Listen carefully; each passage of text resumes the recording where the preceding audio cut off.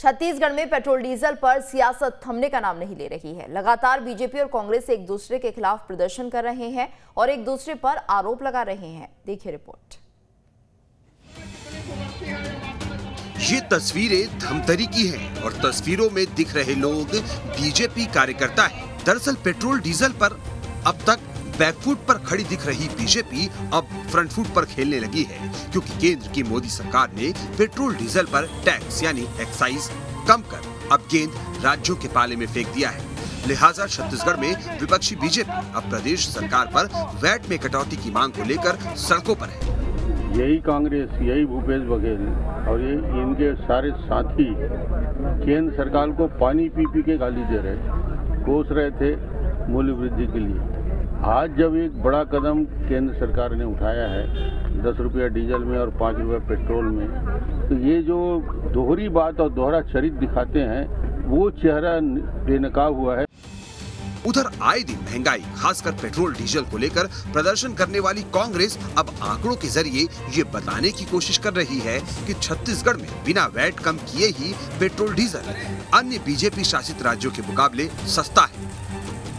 देखिए 2018 में हम सत्ता में आए, तब से वेट की दर में 1 रुपया की बढ़ोतरी हमारी सरकार ने नहीं की है। हमारे यहाँ 25% वेट लगता है और पूरी भारतीय जनता पार्टी के इस देश में 18 शासित राज्यों में सबसे कम है।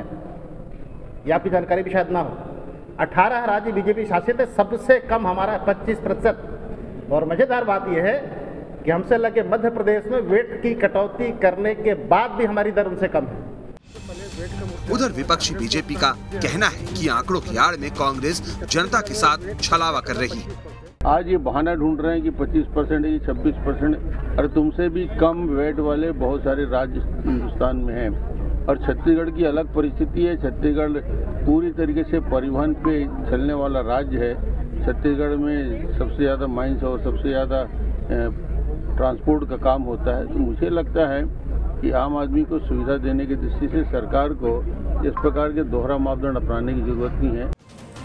हालांकि बीजेपी के फ्रंट फुट पर आते ही सत्ता पक्ष अब हरकत में है। सत्ता पक्ष का कहना है कि छत्तीसगढ़ सरकार जल्द ही इस पर बड़ा फैसला लेने वाली है।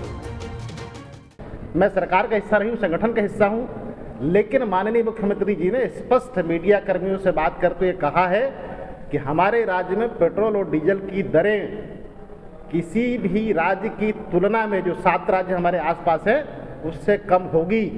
तो कल ये खुशखबरी आप लोग को मिल जाएगी। निश्चित तौर पर कटौती होगी, क्योंकि माननीय मुख्यमंत्री जी ने सबके सामने कहा है।